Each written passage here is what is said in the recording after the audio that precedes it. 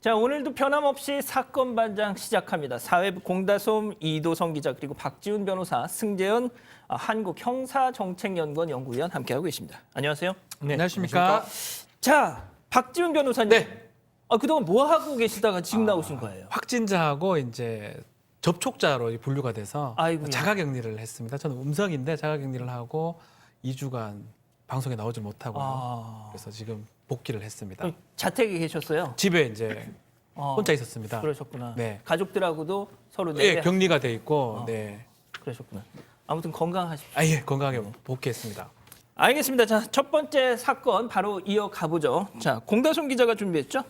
네, 지난해 11월 순창에서 벌어진 한 의료 아동학대 사건입니다. 한 의료진이 아동학대가 의심된다는 신고를 접수한 건데요. 이 의료진은 아이가 이마와 눈에 큰 상처가 있다라는 식으로 내용을 접수했었습니다. 경찰이 조사를 해본 결과 이 사건에 대해 무혐의 결과 내렸는데요. 이 아이의 친아버지한테 아동학대를 당한 정황이 파악되지 않는다라고 봤던 겁니다. 아이의 이제 눈 쪽에 나 있던 큰 상처나 부상도 아이가 이제 넘어지면서 문을 고정시키는 말발굽 같은 걸쇠에 이제 부딪힌 것뿐이다. 학대는 없었다라고 결론 내렸습니다.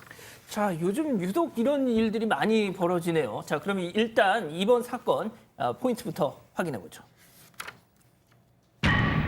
아빠가 아이를 던졌어요. 예.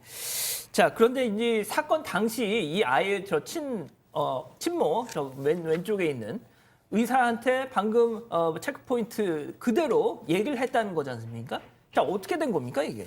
네, 일단 저 아이의 친모가 저렇게 아빠가 아이를 던졌다라고 이야기했고 아이 상태가 또 좋지 않았기 때문에 이 담당 의사가 아동 학대가 의심된다면 신고를 했던 겁니다. 그래서 경찰 조사가 이루어졌는데 이제 알고 보니 이 친모는 이제 우리나라에 이제 5년 정도 살았던 일본 출신 여성이었던 것으로 알려졌는데요. 그러다 보니까 이 의사소통에는 사실 이제 큰 문제가 없는데 몇몇 단어를 혼동하곤 했었답니다. 그래서 경찰 조사에서도 똑같이 이제 아빠가 아이를 던졌다라고 계속 이야기를 하니까 이 경찰관이 직접 손동작을 하면서 이렇게 잡아서 던진 거냐라고 했더니 그건 아니다라고 이야기를 했고 그럼 당긴 거냐 던진 거냐라고 했더니 그제서야 그럼 당긴 게 맞다라고 이렇게 진술을 바꿨다고 합니다.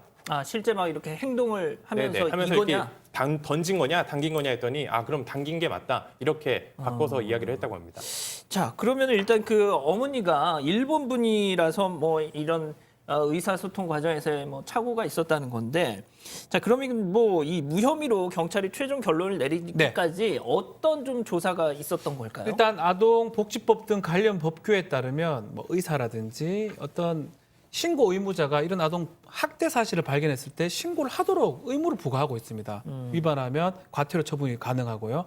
의사가 특히 이 던졌다라는 측면 그리고 이 상처의 측면을 보고 경찰에 신고했는데 최초에는 파출소에 신고했는데 파출소가 봤을 때도 이거는 경찰서로 가야 될 거라 생각해서 경찰서에 여성 청소년기에서 다시 조사를 했고요. 조사는 의사랑 다시 상담을 해가지고 학대 여부를 확인한 다음에 이 학대가 맞는지 다시 확인했는데 그 과정에서는 친부모 조사했을 때는 학대가 아닌 걸로 또 특히 요때는 아동 보호 전문기관도 같이 동반이 됩니다.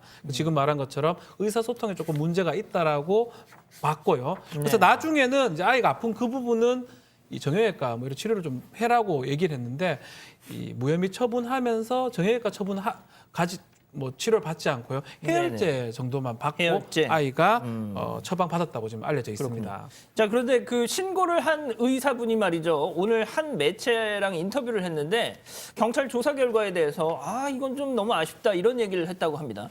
직접 한번 얘기 듣고 가시죠. 사실 이 점이 제일 아쉬운 건데 꼭 아이를 제가 아동학대라고 신고를 하게 된 이유 중에 하나가 아이가 일상생활에서 쉽게 다칠 수 있는 그런 상처가 아니었고 그 안구 손상 정도 또 의심이 되는 심각한 후유증을 생각할 수도 있는 상태였거든요. 애기 꿀밤 좀 때리고 잡아 끌고 하다 다친 건데 이게 학대냐 이거를 네가 뭔데 신고를 하냐 이러면서 조금 위협감을 주는 발언들을 했고요. 제 주변에 의사들이나 학교 선생님들이 많은데 아동학대 의심되는 상황이 있어서 신고를 했더니 그 보호자들이 직접 와서 심한 경우에는 살해 위협까지 받는 사람도 있었습니다. 자, 지금 뭐 얘기를 들어보셨는데 의사는 일단 의사의 입장에서 의학적인 관점에서 이거는 조금 정도를 좀 벗어난 심각한 데미지를 줄 수 있다 이렇게 좀 보고 있네요. 예, 맞습니다. 이 아이의 이마와 눈 부위에 난 상처가 일상생활을 하다가 다쳐서 조금 난 상처의 수위가 아니다라고 이제 이 신고를 한 의사는 판단을 한 건데 특히 이 아이의 눈 부위에 난 상처는 상급병원에 가서 조금 더 정밀 검사를 해봐야 할 정도의 수준이었다라고 말을 했고요. 이러한 소견을 조금 더 받아서 경찰 조사에서도 아동 학대인지 아닌지에 대한 정확한 수사가 필요했는데 그런 일이 일어나지 않아서 조금은 찝찝하고 아쉬웠다 이런 이야기도 나눴습니다. 그렇군요. 자, 그리고 또 앞서 의사분 얘기를 들어보면 아이 부모한테서 그 아버지한테서 네가 뭔데 신고를 하고 난리야 뭐 이런 막 항의를 받았다는 건데 결국 이 경찰이 본인의 그걸 알려줬다는 거지 않습니까? 상당히 이건 좀 중요한 부분이에요. 예. 사실은 신고자의 비밀을 준수를 해줘야 돼요. 아동학대범죄처벌특례법, 또 특정범죄 신고자 보호법 등에 따르면 이렇게 신고하는 사람의 신분을 노출하면 안 되는데 경찰이 약간 실수를 한 것 같아요. 이거는 그 아동 학대뿐만이 아니라 그렇죠. 다른 다 똑같습니다. 예. 모든 범죄의 신고자를 보호를 해줘야 되는데 그러니까요. 예. 경찰이 이 조사를 하면서 의심 부모가 계속 물어보니까 오전에 진료받으러 갔었죠 라고 그 얘기를 하고 이 그 부모가 알게 된 겁니다. 병원에서 그 진료 과정에서 의사가 신고를 했구나. 그래서 확인한 다음에 그 의료원에 전화를 걸어가지고 2시간 정도의 폭언을 했다고 합니다. 네가 뭔데 신고를 하느냐. 왜 나쁜 사람 만드느냐라고 했고 지금 말한 것처럼 범죄든 뭐든 신고하는 사람의 신분을 보장을 해줘야 되는데 그러니까요. 그 부분에 대해서 이 의사가 경찰에 문제 제기를 했고요. 경찰에서는 그 부분은 사과를 했다라고 합니다. 예. 승 의원님, 저거는 조금 저 경찰 신분을 노출시킨 경찰 개인의 문제인지 뭔지는 모르겠습니다만 뭔가 좀 문제가 있는 거 아닙니까, 저건? 저희들은 매번 아쉽게 지적을 하는 거죠. 많은 경찰관께서 열심히 노력을 하고 있지만 이런 중간중간에 이제 나타나는 실수 때문에 모든 경찰이 이제 크게 요거들 먹을 수 있는데 분명히 변호사님 말씀 주신 대로 아동학대처벌법의 10조의 3에 보면 학대 신고자 보호 조치라는 것을 무엇을 규정하는가, 무엇을 준용하는가 하면 특정 범죄자 신고에 관련된 내용을 준용하면서 인적 사항을 공개를 금지하고 신변 안전 조치를 취해라 이렇게 명문의 규정이 있음에도 불구하고 이 부분을 실수했다라고 보기에는 다소 좀 부족한 점이 있는 거 아니냐. 이 조항을 몰랐다면 사실 능력과 어떤 전문성이 떨어진다라고밖에 말할 수 없는 부분이기 때문에 이런 부분은 반드시 경찰에서 좀 꼼꼼하게 체크해 주시고 사실 의사 같은 경우에는 신고하지 않으면 과태료를 처벌받을 그렇죠. 수밖에 없어요. 그러니까